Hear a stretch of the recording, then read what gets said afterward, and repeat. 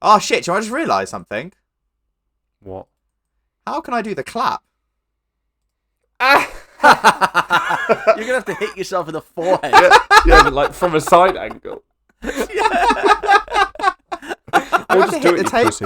I'm gonna have to hit the table or something. No, because you can't see it. You're gonna have to do You what can't Alex said, see it. It's gonna or- be a visual thing. or you're just gonna have to clap. Oh, click. Can you click? Nah, it's not enough because a click almost throws the sound because you don't know it's where here, you don't know not when it's there. gonna hit there. I'm gonna have to Yeah. hit myself. I'm gonna have to literally smack myself in the face. Are you gonna? You're gonna have to do it from the side, like, I'll do this. I love your hand movements. or can you just clap, but we'll see the pain afterwards. Well, this Yeah. injury has now taken it into fucking podcast. This is so annoying. We're back. There's no big show and dance. There's no celebration. We're just back as a unit. A unit has returned. I have returned. I'm an infester. Like I've returned like fester. I'm an infester. There's a joke there. I was gonna say you rise like a phoenix, but I was okay. gonna say, are you comparing yourself to an infestation? Yes. fucking cockroach. Welcome to the Three Takes of Stupidity and to the second installment of the Halloweeny trilogy. With this time, it's the Addams Family, 1991, in brackets. The version. OG. I'm film. joined by the OG. It's not the OG. No, it's not. Yeah, the OG film. Yeah, the OG film. I am joined by Chandler Monk, Hello. James Robbins, Hello. who took that perfect moment to have a drink, and I'm Alex Clinton. Let's all drop into the vault. So, poor. I felt it. That whole thing was rough. I enjoyed the start, but then it tapered off when you... Yeah, anyway. It was all quite rough. Yes, Alex is back. You can tell he's out of practice because that was definitely one of the rougher intros we've had from him. Infester. But where have you been? Have you come back as Alexis? Are you still Alex? What's going on in your life? Can you tell the listeners who have been waiting for your update? Because we just lied about you. Firstly, I can be whatever you want me to be. And secondly, I'm trying to deal with one of the worst of professions, we all agreed this off air, in my life, which is estate agents. And if you happen to be listening to this and you're an estate agent, stop listening to podcasts. There's probably someone trying to ask you about a fridge or something. Probably. And since then, one of us has actually gone through a lot of changes in their life. And they have been to the hospital. They're struggling to come to terms with the decision. Chandler has been injured, and he's finally getting a boob reduction.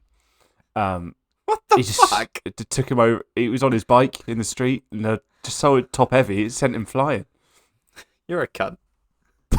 That was very much just JFK in his car getting absolutely twatted by a bullet. There was no need for that. No, our poor friend Chandler has had an accident. Thanks, James. And I we do wish you well. Thanks, mate. If you're viewing this somewhere, or if I've uploaded this as a TikTok, I got into an accident cycling home from the gym about a week ago now. A car pulled out in front of me, and I had to swerve. I had to try and swerve to miss it, but in that I've eaten some pavement. Bless you. And yeah, Bit the dust. As And I I said, spent you just wanted to be me so bad. You tried. yeah, to get run exactly. over. Yeah, 100%. I spent 11 hours in A&E.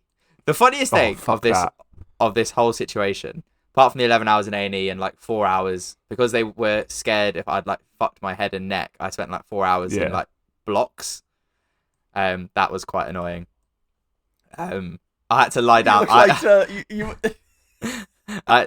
look like what's his name in Grown Ups. Maybe I'll upload this, and I'll upload my A&E in 11 hours, 3 pictures of me, one with ice pack on my wrist, one lying down on the bed with my thumbs up with the blocks, and then one with my arm in the sling. Did they put you on a spinal board? No, it was like so they put me on like a tough mattress that they could slide me on and off, and then Okay. put my head between You're two lucky. blocks so I couldn't move. I had to be put on a spinal board until they reviewed my X-rays to see if I'd broken my spine in any way.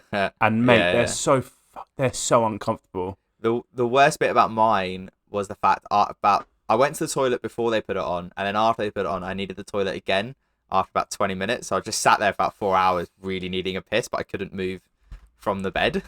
Oh, don't! I had that for 5 hours, and I held in a wee for ages. I've told you guys this, and a bit TMI for the audience, but put it this way: they ended up giving me a bottle. UTI because they botched a catheter insertion and hurt me in the Roman hospital I was dealt in. Yeah, so that's good. That's good. I enjoy that. Hurt to piss for ages. So I've got to be in this type of cast. I've got to be in this type of cast for another week, and then they're going to put a smaller one on. I've got to stay in for 2 weeks. And have you hurt anything else other than your pride? My pride is taken. I can't go to the gym for a few months, or boxing. So I am actually going to get very fat, which I'm not looking forward to. So look, just daily you're in walks. A place now in your life where you're not fat, so you can get fat. No, so I am still fat. But here's the bad thing, because I can't cook anything. It's very hard to do like normal everyday tasks like wiping your ass.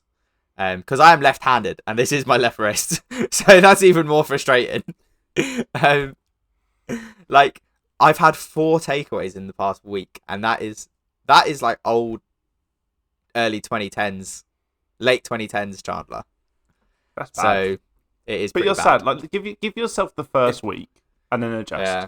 You know, it's not fun nearly getting run over by a car. What did you say, Alex? If you're wondering what that noise is, it's Chandler's heavy breathing. It's very... Yeah. But I've got some decent painkillers, so they're helping pass the time. Nice. And also, to the listeners, if you were disappointed about missing out on Chandler's bike lock competition, don't worry, you can now win the mangled remains of Chandler's bike. And because of the devastating crash, they're now in a nicely compact cube that can be sent anywhere worldwide. So please do send us your condolence messages for Chandler's bike and his get well soon cards to us. The other and you might win the cube of Chandler. The cube of Chandler.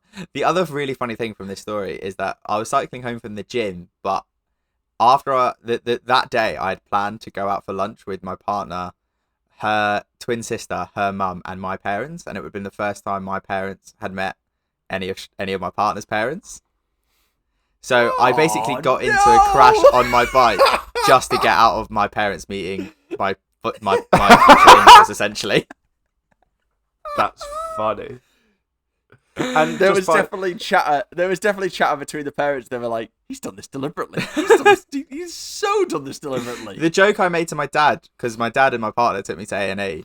The joke I made when we were sat in A&E, and I'm like, "You guys, I'm gonna be here for a while. You guys go have the lunch without me, so I don't have to sit there. I'll stay here, waiting for doctors to see me. You guys go have the lunch, and I don't have to live in that awkwardness for a few hours." Yeah. Yeah, fair. I think I'm starting to think you did do it on purpose. Yeah, 100%. You said you managed to stop before hitting the car that pulled out on you, so it's your own fault. I didn't. You broke too hard on purpose. Yeah, 100%. And by the way, to our listeners, Chandler had this accident in North Carolina, USA, and it's cost him a fortune. So we have started GoFundMe. He really did do this in America. He's been in America for the last 6 months. We promise you we're not lying. We'll put a link to the GoFundMe in the comments because, yeah, those medical bills out there. Am I right, guys? Yeah, please send me some money. Just very quickly, because we've spoken about Alex's upheaval and my accident quite enough. James, we don't care what you've done this week, but I'm just going to rattle off what I've been watching this week. I've had a lot of time, unsurprisingly, this week. Because I can't do anything else. So I finished Lucifer completely this week, which was a bit disappointing. I don't know if either of you two have ever watched it. But it was a bit disappointing. No. I thought the ending. I watched National Treasure one night. That was quite enjoyable. I've seen that loads of times. It's a very, very good film. Very Nicolas Cage's Indiana Jones, essentially. Great film. I was going to say the Brendan Fraser vehicle, but it's not Brendan Fraser. No, it's not. It is Nicolas Cage. It is Nicolas Cage. No, that's the Mummy. The Mummy. That's the Mummy you're thinking. Yeah. I've also watched I've watched half of the Mummy. I fell asleep watching the Mummy the other night. Also, very good film. The painkillers kicked in too early for me to finish that. Yeah, National Treasure is not rated a good movie. I also watched the John Candy documentary on Amazon Prime. That made me cry a lot today. I watched it today. It was very, very good. Very, very enjoyable. Someone who, this may get cut out, but just for time, there was a really interesting bit where his wife, and in one of the clips of him, they talk about how he lost a lot of weight, but then his agent told him, stop losing weight. You're not going to get any parts. Which, as someone who always struggles to lose weight, is a mental thing to hear. But anyway. And Alex, I think you've been watching this, Celebrity Traitors. No, I actually haven't. So no spoilers. I really want so to. good. I don't know why I haven't. Apparently, it's so good. Like leaked. The end of this. Yeah, series I is heard leaked. that. But I'm not looking it up because this is the first series of Traitors I've watched, and I'm really enjoying it. And me and my partner are going to go back and rewatch the previous seasons after this one. Oh my god, you totally should. There's a Traitors place in London where you can pretend to be in it. I would hate to do that, but me and my friends were talking of doing that for our annual Christmas dinner that we do, but it's very expensive, so we've decided against it. I imagine it's you can just play it at home. Yeah, exactly. It's just playing Werewolf or Wink Murder or whatever other name you want to call it. So yeah. Anyway, have you guys watched anything interesting? Really quickly, round it up. No, I started watching Game of Thrones. I mentioned it in my little clip that I sent in last week. It's really tough to watch Game of Thrones now. Do you know what's happened? I don't really know what's happened. I'm still learning names, if I'm honest with you. My advice would be, personally, is just stop here. Okay. Because... Alex, please carry on with what you were going to say. James. No, not what he's saying. I mean about stop watching Game of Thrones because you're going to be disappointed.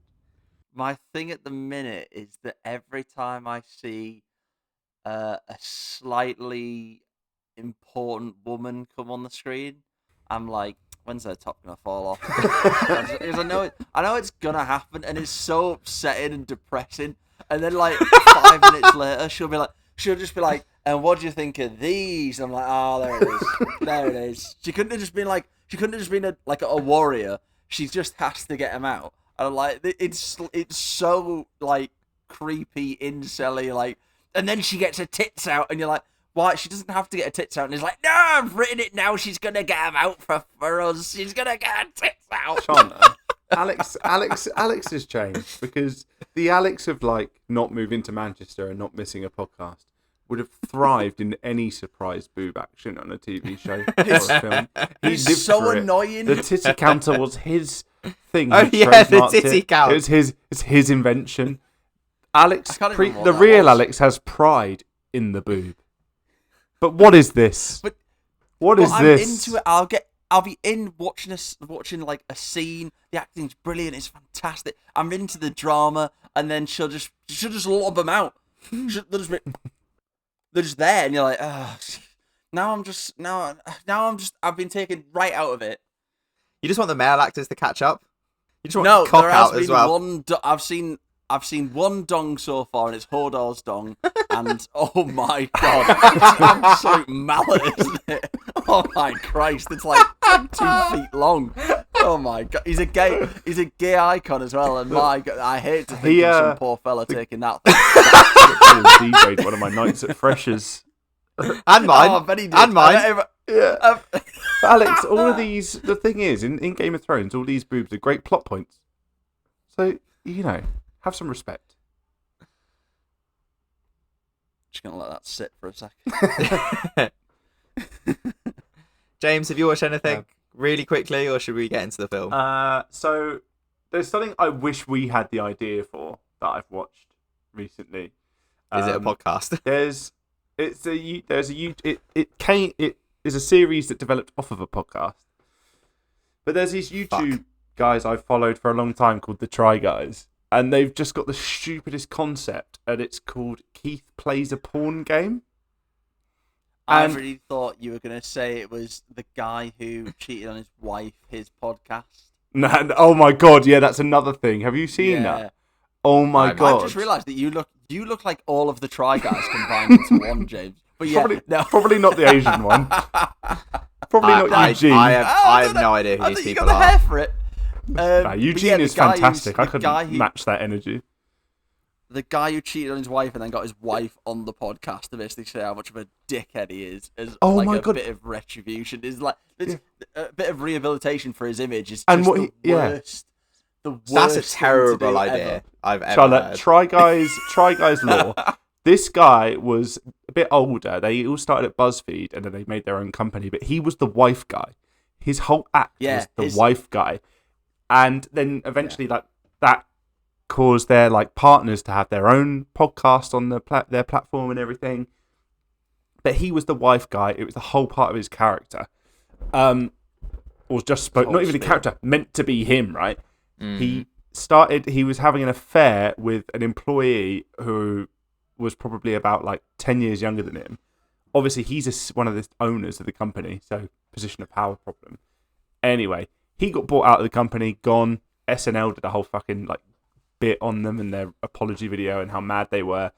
Anyway, he did a podcast in the last month with his wife, talking about the situation. His ex-wife. They're separated, but I don't think they're divorced yet.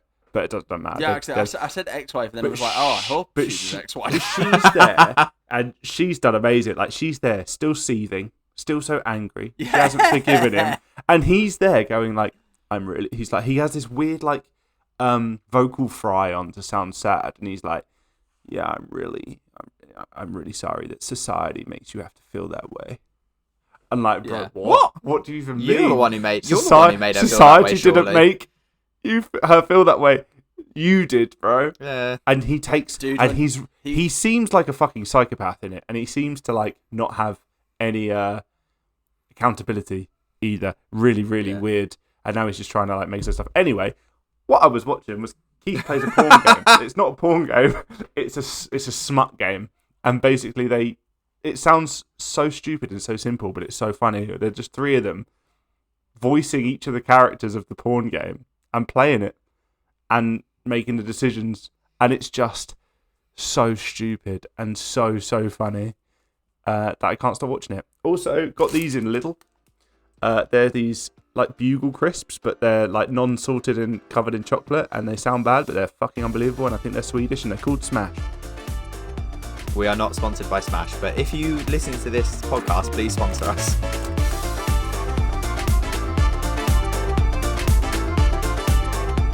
So, this week, as you would have read in the title, it is the 1991 film The Addams Family. It's my pick, kind of not my pick, forced upon me by my partner. She loves it. It's her favourite film of all time. I think it's she claims that she can watch the film in her head. She's watched it so many times. I think it's the only thing she might be able to match quotables on to Chandler and Friends and anything else. But which bio should I go for? Scoring a 68% on the tomato meter and 67% on the popcorn meter, a 7.0 out of 10 on IMDb, and a 3.8 out of 5 on Letterboxd. I think they should really have a 10-point scoring system because 3 just sounds so low. Anyway, when a man loves claiming a woman. to be... Oh my god. There's a lot of that in this film. Yeah. When a man claiming to be Fester, the missing brother... When a man claiming to be Fester, the missing brother of Gomez Addams, arrives at the Addams home, the family is thrilled. However, Morticia begins to suspect the man is a fraud, since he cannot recall details of Fester's life. With the help of a lawyer, Tully Alford, Fester manages to get to the Addams clan... I fucked that up. Holy. Let me start again. This is like me... No, don't start again. This is like me scrubbing up on the pronunciation of Dietz's last week. It's because all the actors' names are in brackets, so it's throwing me off. When a man claiming to be Fester, the missing brother of Gomez Addams, arrives at the Addams home, the family is thrilled. However, Morticia begins to suspect the man is a fraud since he can't recall details of Fester's life. With the help of lawyer Tully Alford, Fester manages to get the Addams clan evicted from their home. Gomez realizes the two men are conspiring to swindle the Addams fortune and that he must challenge Fester. Nice. You got through that eventually. Yeah. That was actually really good. I just got the whole film. Whole film. Normally, shall I redo the scores? Because normally we do them here. Nah, it doesn't matter. You've already read them. Nah. So I can't believe how low the popcorn score is, though. Yeah, I'm surprised at how low the popcorn and tomato 67. scores are. Yeah. This is a I'm fun surprised. Film. It's really fun, and it's as far as I know, a pretty well loved film. Very much a classic. I would have said this is definitely a classic and a cult classic and like one of the most beloved films of our generation, probably. Or yeah, probably. I would to quote James in his lazy reviewing. I would say it's very much a Sunday afternoon movie. Hey, I really took inspiration from someone called like Alex on that type of rating. Yeah, well, you shouldn't steal from people then, should you? Now it's yours. It's our podcast. Well, it's mine now. You've given it to me, so I'm no longer stealing. But I think this film, much like Beetlejuice last week, I think these are very much actually quite lowly rated across like the mainstream sort of platforms for films that are genuine classics and are rewatched and beloved by many. I was going to say all there. I thought it should have been the other way around in the tomato and popcorn meter. Because what was the popcorn score again? 67. 86. 67. 67. And what was the tomato? 68. Oh, was it? I thought it was 86. No. Never mind. Forget this whole point. Delete this bit. It's one of those movies where it's definitely one of those films that has a cult following and is in certain circles. I think Morticia Addams has inspired the style of women nowadays, the goth chicks everywhere, but like a generation of them. James' I am fantasy. obsessed with Gomez's. Oh mate, I'm in love. I genuinely thought you were about to say instead of I'm obsessed with Gomez, I'm obsessed with Morticia Addams. I'm obsessed with Morticia Addams, and I'm obsessed with Gomez's wardrobe. Oh, of course Some you incredible would be. suits. Of course you fucking would be. Incredible suits, but like, yeah, this film it's definitely got a cult following for sure. I think, again, as I said, like last week, what this film sort of does is subvert that sort of Halloween-y trope stuff with the centre of the film. It reverses it, right? Yeah, because like last week, good guys are the spooky ones. Yeah, exactly. Last week, the good guys are the ghosts, which isn't normal, and this week, the good people and the main characters are the family, who are fucking weird. Although who can Gordon raise the dead and have a walking hand, and yeah, exactly. stuff. Although Gordon and his mother, who are the baddies in this film, they're also fucking weird. Mother, yeah. What am I gonna do? What are we gonna do, Mother, to get more money? That's weird. But anyway, it's very I caught a clip of that new serial killer documentary series on Netflix. The Gein story, something like that. Yeah, it's like him who was just fucking in love with his mother and then went and murdered women. Ed Gein. What I wrote down is like it's a little bit like Psycho. Obviously, like Norman Bates in that is obsessed with his mother, so I wrote that down somewhere in my notes. But no, I can't believe you compared this to Psycho. Freud would love it. Only in that.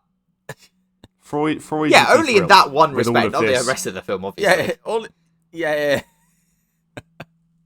But no, I enjoyed this. I think I enjoyed this film again just because of that subversion of like this weird family are the heroes of the story, and even though they are fucking weird, they're really funny to watch. It is just a fun film overall. As soon as I wrote down, is this a secret Christmas film? Because I've not seen this film in years, and I actually don't think I have seen this film all the way through in my memory. I think I've seen it in bits. So it was really enjoyable to sit down and watch it. I don't remember the Christmas bit at the start, but so I wrote down secret Christmas film. And then the second I saw like them about to pour something out of a cauldron over the top and the iconic music starts, I was like, I'm gonna love this. The theme tune. I was Secret like, this is Christmas film, incredible. maybe. It definitely feels like a film I would watch in a cold, dark evening, like wrapped up at home. It is It's set very in like autumnal. It's very wintry. yeah, but and it is it's also set obviously in like April. Is it? Well, yeah, because at the end of the film they say 7 months later, and that's Halloween. So 7 months before that is April. Wow. And they also say next quarter at one point, and then it's August.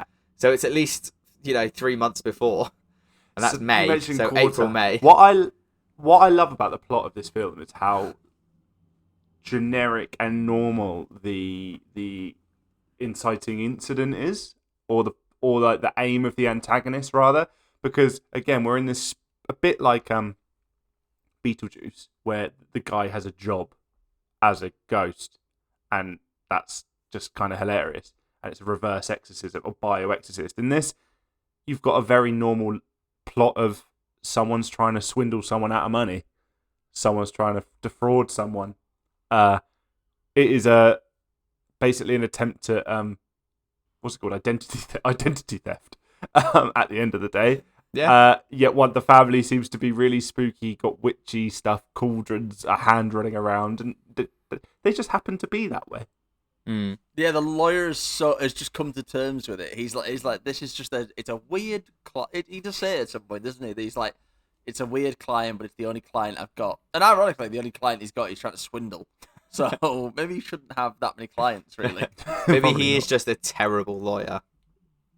Yeah, but I know what you mean. Like, it exists in a normal world, similar to I think Edward Scissorhands, in that he comes out of the big dark house and just exists in like a cul-de-sac with some normal families.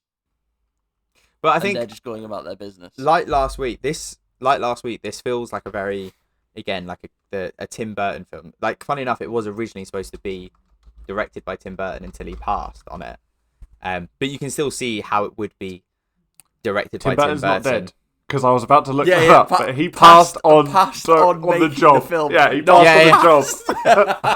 I think he's still alive. I think he lives out in Richmond somewhere. No, he is very much Oxford, still alive. Or Oxford. But I also you've made me lose my track. But no, like, this doesn't. It's a very well directed film, but it doesn't also feel like the same person who directed this also directed like Men in Black, which you can sort of see. But again, this feels like a very Tim Burton-esque film. Like, even with like the type of plot, the effects, the music, that type of stuff as well. Yeah, the camera work. Yeah, there's a lot of Burton tropes. Yeah, with it. We'll sort of come back to that later on.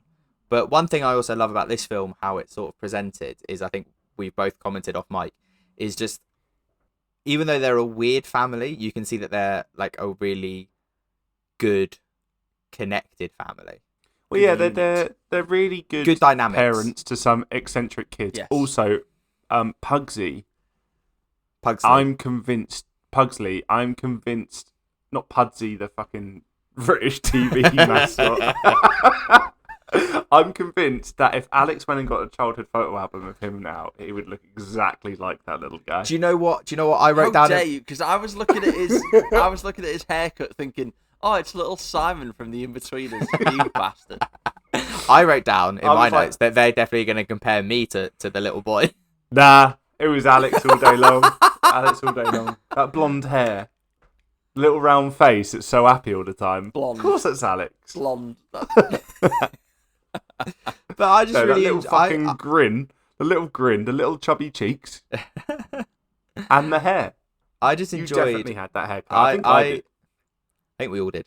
I really enjoyed the family dynamic it shows. I think it is a really cute... Like, the parents are just so in love. They fuck at a lot of different places. Like, when they went to that auction and they bought back their own finger trap, did they fuck in the middle of that auction? Yeah, I think so. I think they win it, and she's like, "We've won it, and now I'm gonna win something else." Yeah, they're shagging all the time. But like, there's been a lot of comments in the modern time of like, oh, of course Gomez is in love with Morticia Addams, but it's like in a sexual way. But no, he's obsessed with everything she does. And people talk about no, like it's a positive way to show actually, which isn't often shown in media, is how a man can love their partner, and then vice versa. When I've read that before, and I don't think I've seen this film in many years, but I remember Morticia being a bit colder, but like kind of like the ruler of the house, but the Cleopatra vibe of like feed me grapes, kiss my hand. I did not get that. No, I was completely wrong. That's what I thought. I remembered what it was like, but no, she's just as obsessed with him back. No, that's a really interesting point you actually raised, James, about it's not shown normally in media how a man can love his wife or partner, which like passionately, like that passionately. And I think not to get too social, preachy in a way. I think a lot of what people our age or even younger see on social media and in media is about a lot of how women can treat men. Like, you need to do this, cook, clean. There's a real lack of positive male influences on the internet at the moment, and it's definitely real. Yeah, do all those like what you'd expect of a 1950s housewife to do. I don't think we see a lot of stuff of a good a way to show your partner how you love them from a male point of view. So I think watching this is quite a good actually representation of that, as you said. It's very positive. And you as we've just to reiterate the point we've said about 5 times, you can just see how much of a cohesive unit they are. Like, they love each other and they're just a great team. They're a great team. The whole family is just a great, I was about to say unit again, but yeah. I love this family. I quite like how they're like almost a nuclear family as well. Wife and husband, little boy, little girl, looking after a parent in one of the I think it's Morticia's mum. And like the Uncle Fester lives with them as well, and they are the main family unit. But I also like how the core four. Yeah. You know what I mean? But I also like how they're so supportive of their 2 kids. Like, the kids are weird, and yes, they want to kill each other and electrocute and cut each other up. But they're just like, yeah, go on then, have fun. We'll get onto gags. I think a big point. I think we'll talk about the running order probably next. Is that this film is just a gag movie for spookiness, similar to Beetlejuice. Yeah, there are many funny lines. They're like when Wednesday's going to Pugsley. Is that how you say it? Sure. Yeah, whatever. With the knife, and she said no, and then hands her a freaking battle axe. Yeah, I enjoyed that line. I wrote that down. So good. What's going on in here? I'm electrocuting him. No, we have to go. Please. Okay then. Yeah, it is funny. But yeah, they're very supportive of whatever the kids do and what each other does. It is, I think, a really positive film behind a gloss of spookiness and Halloween where you exactly wouldn't expect it. Yeah, like as we go on to like, gags and stuff, I think there are a lot of like little funny lines, like when they go, like when Thing is trying to help them out and Gomez just goes, "Oh, you're a handful." Just little funny little lines like that. It's great. They talk about like them having unhinged sex, which I think is really funny.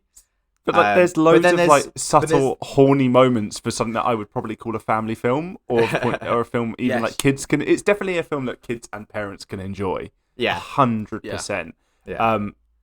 But there's the bit where the doctor who is got her son to pretend to be Fester, when they are kind of interrogate or kill Morticia, and they've got her on an old torture machine where he ties your hands and legs and then it stretches.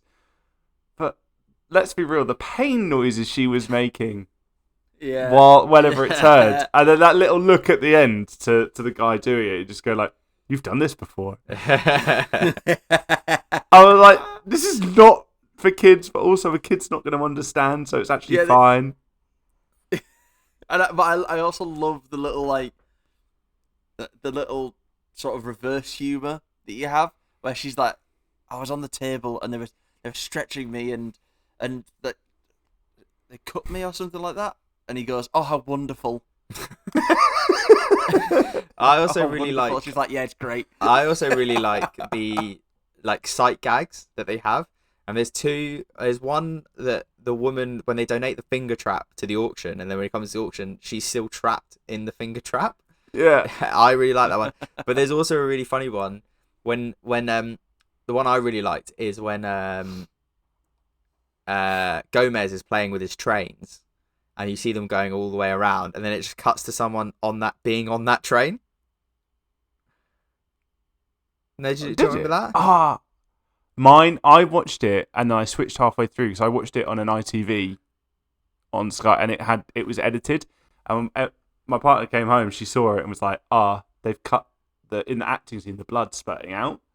They cut that, so I switched to Netflix and watched it there. So maybe they cut the people on the train out because knowing what's going to happen next. Do you know which bit I'm talking about, Alex? No, he's playing with his train. So angry. I remember. There's a shot playing with the train set because then there's they keep going like, "Oh, he's going through murder's track." Or something. Comes to the family saying where the trains are going. Yeah, they're not on the train. But there's just a bit. The reason I bring it up is it's really funny that in the spooky house there's a little man on his little play trains, but also that's the director as well. He plays that little part, so that's why I also really enjoyed it as well.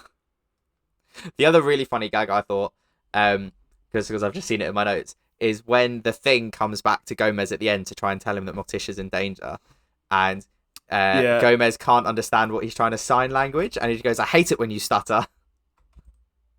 And he stutters. I thought I just like the idea of really stuttering funny. in sign language. I thought that was really funny. I also like the joke of Flora. There's so many sight gags, like Flora and Fauna getting put into a straitjacket at the end. Yeah, or just them being conjoined twins. Yeah. There's a line in the film which I loved as well, when Morticia's getting interviewed at the school, and I've been trying to find the line from Morticia, but the person interviewing is like, "Oh, what does Gomez do? What does Mr. Addams do? Is he an unemployed bum, a waste man, a slob?" Not those words. Obviously not. You shouldn't just go, "You're a waste man."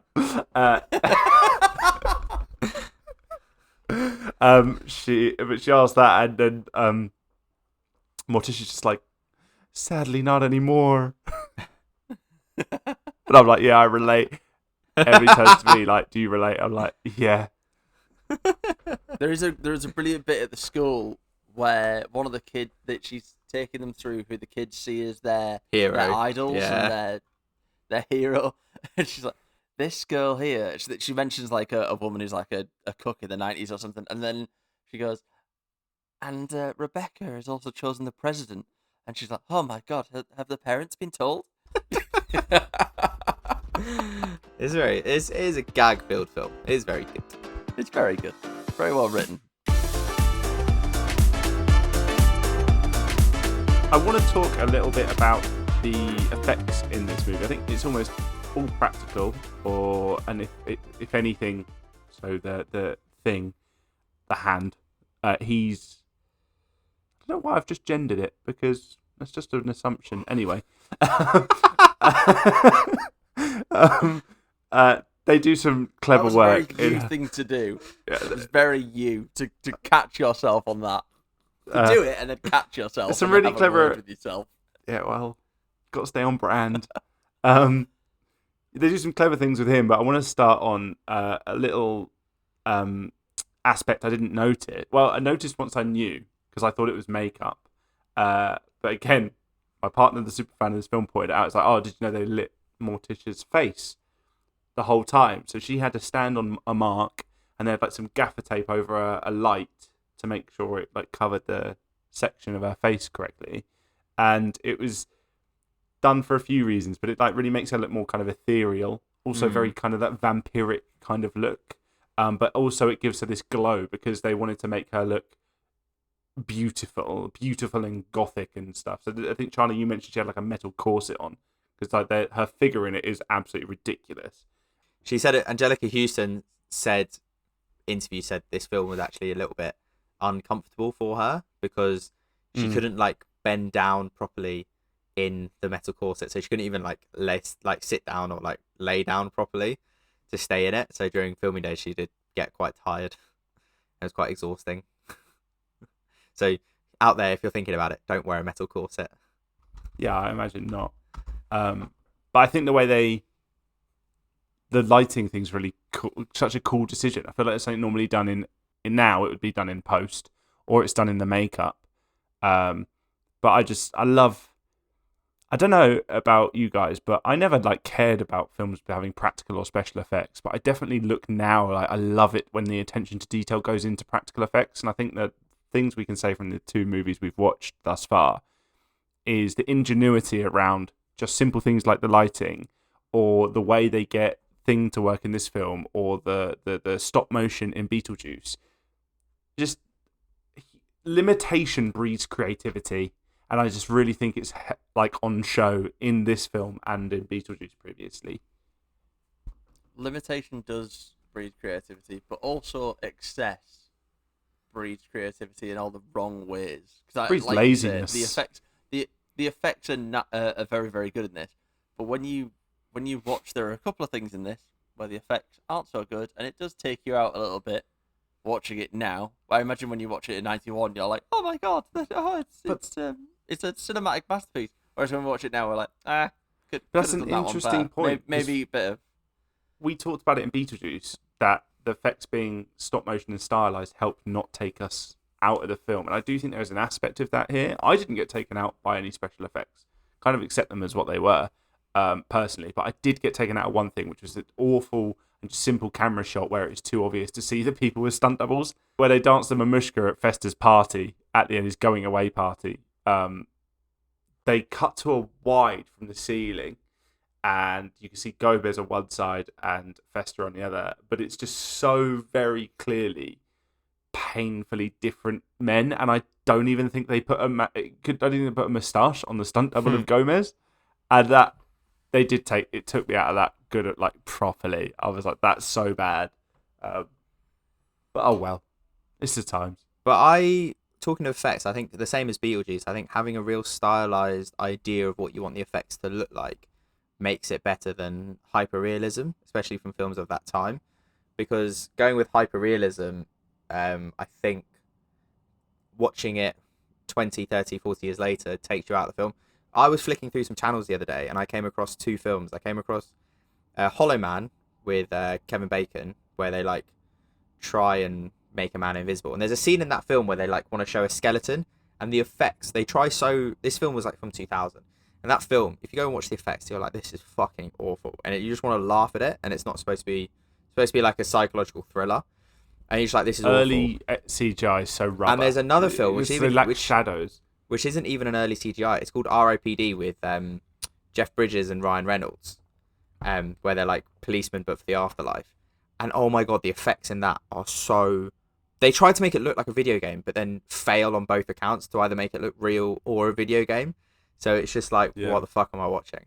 So like coming back to these 2 films, you're like, these stylized choices make these films stand the test of time, essentially. There are only 2 things that took me out of the film in terms of effects. There's a bit where Wednesday like blows someone, like spreads fire on someone, and there was a weird camera change in that. I was like, that's a bit weird. And then at the end of the film, I think the whole hurricane CGI with them being thrown around, there's a few shots in that where you're like, this is just terrible CGI, but it's fine. It's not the end of the world. So yeah, so you come back like attention to detail, James, as well. Like, I think films that are bred out of limitation, as you say, I think they breed more attention to detail because you need to make sure that you get the correct shots in the moment. Whereas if you have a massive budget to do it in post, you don't necessarily get the right shots, and then you're sort of chasing your tail in post a bit to make it look all right, and then you fuck up essentially. Because some of these practical effects are done really well. And there was another quote I heard from someone, I think it was Richard Osman on a podcast a couple months ago, where he was like, if you restrict people a little bit, but give them enough money and enough time to fix a problem, they will, because everyone in this industry is creative. So if you restrict them a little, but give them enough, so like it's a really hard like balancing act, because you don't want to give them too much. You don't want to restrict them. You don't want to have no restrictions, but you want to restrict them just a little to think outside the box on the problem. But that's it. As you say, limitation does breed creativity. Yeah. But I get what you mean. I do get what you mean. Too little, it's gonna look shit, regardless of how creative you get to fix the problem. Even if you do fix the problem, so you're definitely right. I love the thing, the hand. How they did that, because no, it's not green screen like you'd probably immediately think. But they actually had a guy. They did. They chopped off a hand. No, they had a guy called Chris. Can't remember his surname.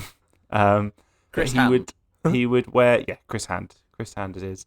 No, Christopher Hart, who'd been an assistant to David Copperfield in the past, but he would wear prosthetic wrists, and he would have an outstretched arm with a black sleeve on, and then the full prosthetic wrist would be like turned upwards, so if his hand was that, and then the prosthetic wrist up, so they could get the top of the wrist, which had that almost like a cup, where it was convex, and then from above with the black on, it would look like his body was missing in a way, but they rotoscoped it out painfully every frame, which, as you can imagine, is quite a painful thing to do. Let alone in 1991. But yeah, rotoscoped his arm out and his body if it was in shot in every scene. And it was a guy who was the originator of the Star Wars lightsaber effect who did it, the rotoscoping. Oh, that's cool. The science and industry.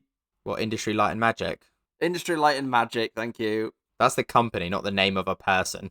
Yeah, but all part of the same umbrella, innit? It was Pete Curran was the guy that did it. He did. He helped out on it as well. And they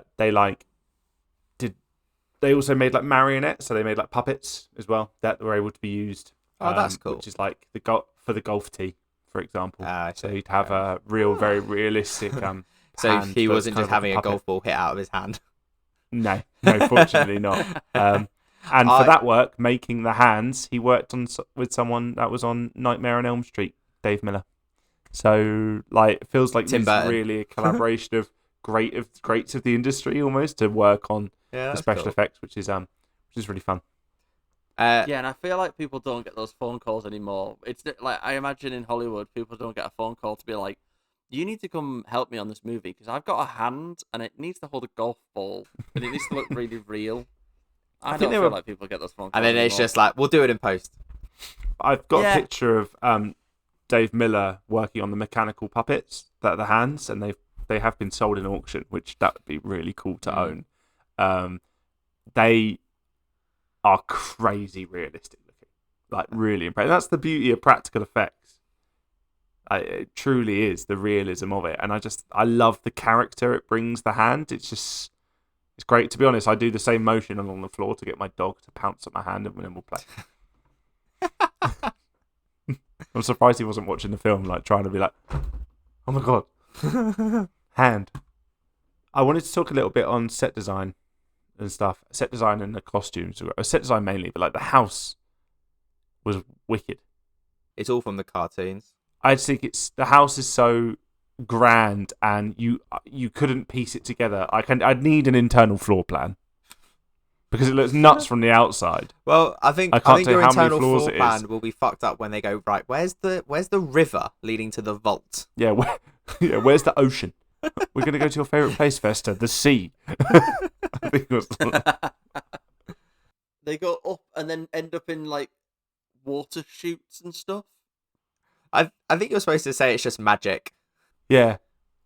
Which they've got water slides. Yeah. The one thing about this film that I never realised until I started doing research is I knew the Addams Family was a TV show in the 60s, but I never knew it was that TV show was also based on an original like cartoon strip, like in newspapers. Yeah, like Charlie Brown essentially. I never knew that. That was quite a cool thing to read, and it's also those cartoons were written by someone called Charlie Addams. That's why they're called the Addams Family. I didn't know that. That was quite a cool thing to learn. And he went on to play for Stoke City. It was great at Blackpool. I was going to make that joke, you bastard. I was going to say, really made his name at Blackpool. I say Charlie. It's written down as Charles. Charles Addams. But there's I think the set is amazing. I think the costume's amazing. I think the makeup works really, really well done. But there were two set directors and there were two set decorators and only two art directors. They had a huge art department and in general, and a relatively large special effects and visual effects department. But whoever designed the specific staff member that designed the different rooms based off the TV show, the cartoon, was it a cartoon or a previous TV show? Both. That's what I just said. I think the comic strip it comes from the TV show. Coming from the old TV show and the comics, I just think the house is really, really cool. And yeah, my partner wouldn't let me get away without mentioning it, because every cool room she'd be like, my dream has always been to visit that house. Well, it's funny your partner also mentioned lighting design, because she works as a lighting designer in theatre, so very on brand for her. But you're giving her a massive promotion there. But yeah, she worked on a lighting team briefly for theatre. Yeah. Wow. You know how we said that Gomez and Morticia are the perfect unit? James and his partner are the opposite, because he's just dragging her down. It's just... Stop saying she's better than she is. I'm just going to put her feet firmly back on terra firma. No, but with all due respect, I imagine if she was such a high-level lighting designer in theatre, we might have a really big house. Yeah. This isn't Broadway. One like the one in the Addams Family. Yeah, exactly. She did a great job in her team. I went and saw the show and it was really good. But anyway, that was many years ago. There is one thing we've not really spoken about, which I wrote down quite soon into the film, is how well this film is cast. I think every person who's been cast as their character is pitch perfect. So Raul Julia as Gomez, Angelica Houston as Morticia, Christina Ricci as Wednesday, Christopher Lloyd as Fester / Gordon. Jimmy Workman as Pugsley. Yeah, I can't remember who played Pugsley off the top of my Jimmy head. Workman. Nah, there was no way he was remembering Pugsley. Jimmy Workman. That. Thank you. Jimmy Workman. Thank you. But I think they're all so well cast that it's so evident that's where our generation know these actors from. You say Angelica Houston, your first thing is Morticia. You say Christina Ricci, the first thing you say is Wednesday. Christopher Lloyd, I think, is the only one in that where you don't immediately think of Addams Family because of Back to the Future mainly. But I just think they're so well done. I think all of them are hilarious as their characters. Yeah, I think Christopher Lloyd absolutely steals the show. And they really? call Raul Julia just before he sadly passed away. Well, Raul Julia passed away just after the filming of the second Addams Family. The second Addams Family Values is his last film. He steals the show for me. I mean, Angelica Houston does, she's brilliant in the performance and she's stunning.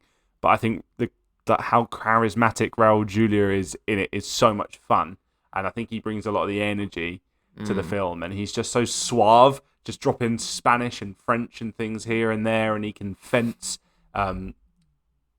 do whatever. He's just really cool and smooth at the same time, that I think he steals the show. Christopher Lloyd's brilliant.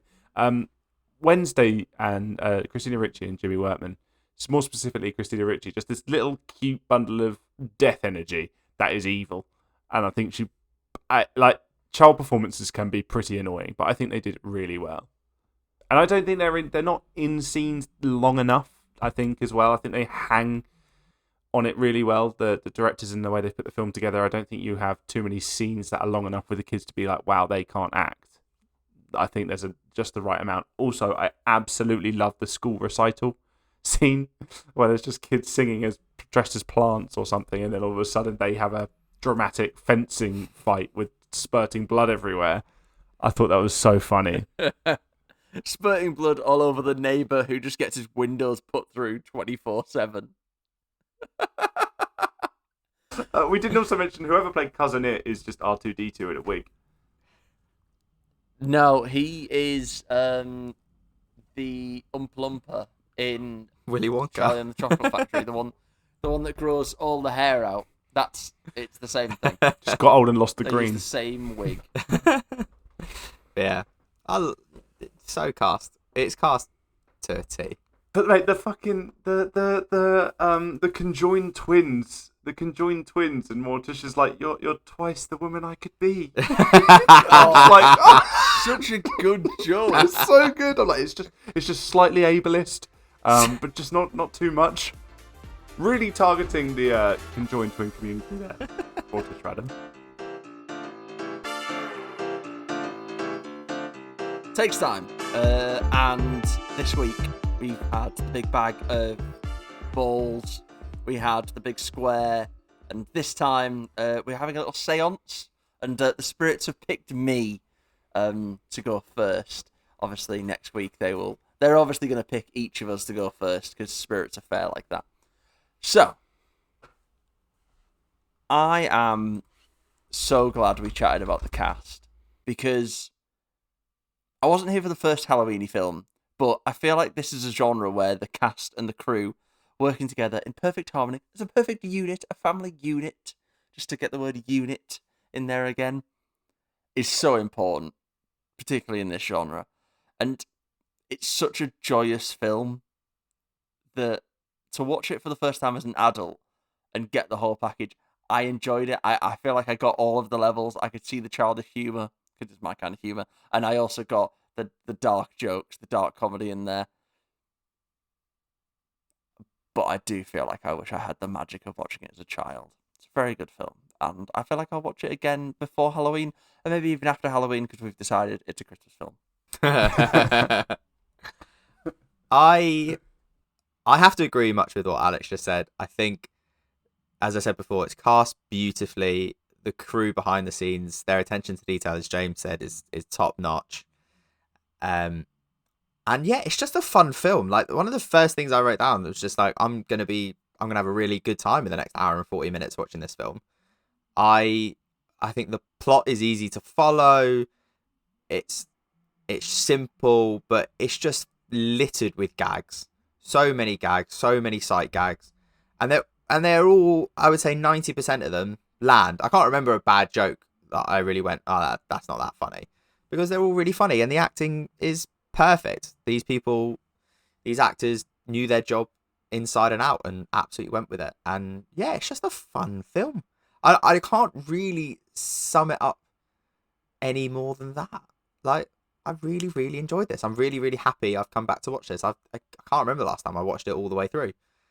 So yeah, I'm very happy that we watched this. Thank you very much, James, for picking this film. Yeah, no, I enjoyed it, and I'm glad I could watch it for my partner, since she's the biggest fan.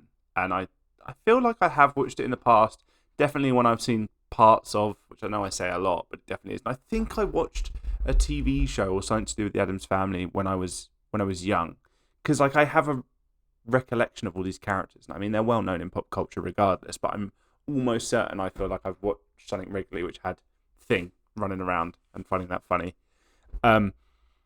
Yeah, cast is brilliant, really, really good. I think they go all in, which they really had to. They all have to be very convincing in their unique selves, especially Gomez.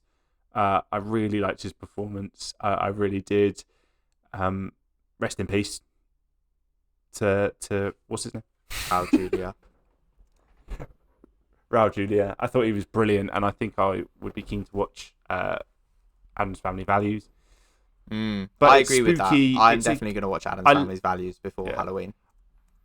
I love how this, as I mentioned, the plot, like the main point of the plot, is just such a normal life film kind of topic of being defrauded and having like wealthy people around you, and there's kind of, they've just taken loads of things and spookyified it, like the kids running around playing together and how their parents deal with it, or having a going away ball almost, which would happen in like some film about aristocracy or whatever, and then also someone having money problems and bank problems and business problems, but make it spooky. That's it. This film is just like, but make it spooky, if I had to give it a phrase. And yeah, it's really enjoyable, and it's a subtle gag film. It's a gag film. Just little gag after little gag after little gag. And I didn't expect that and found it really, really enjoyable. Found it really funny. And yeah, another good pick. Hopefully we can be 3 for 3 in this series of good films. Nice. One last thing just on the point of Raul Julia is before he passed away, this was the film he used to get recognised for the most. And he said leading up, people would say that because kids would recognise him and he would put on the character of Gomez for them, it used to really help him during his battle with his illness before he passed away. So that's a really nice thing to read in here. So nice. That's so sweet. And and also the legacy could last on, because I think that's who a lot of people will see in this role, for sure. And now there's a very popular show Wednesday on Netflix that's huge, and then it'll only draw people back to this and older content of the Addams Family. Just a load of fun, and a lot of fun again. Great family fun film for Halloween. It's definitely the reason we think it's a Christmas film is not just because of the singing at the start, but I think it's also because it feels like a film you'd watch over Christmas while you're off school or off work with your family. And obviously it's a holiday film for Americans who have a holiday around Halloween, and it's like holiday season. So I think it does have that underlying feeling of holiday film.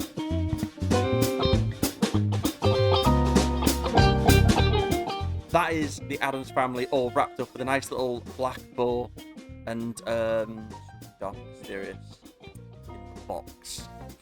Coffin. Next up will be coffin. We'll put it in a coffin. It's gone in a coffin. There you go, with a nice little black ribbon on it. Next up, we'll be watching the Halloweeny horror comedy scary movie. It's Goodbye from Chandler. Goodbye. It's Goodbye from James. I hope you come back in better form next week, Alex. Goodbye. And it's goodbye from me. And before we leave you, 2 important pieces of advice. When you're presented with a strange meal in a strange house, start with the eyes. And do not go to the Bermuda Triangle. Goodbye. See ya. Bye. Please don't forget to rate and review the podcast on your platform of choice. It really helps us grow. Make sure to follow us on our socials and our individual Letterboxd accounts. The links can be found in the description or at www.hop.bio/3takes, or search for 3 Takes of Stupidity on most platforms. We're most active on TikTok, Instagram and YouTube. Please send us your film and trilogy suggestions to our Hop page on social media, or you can email us at 3takesofstupidity@gmail.com. Thank you and hope to have you back.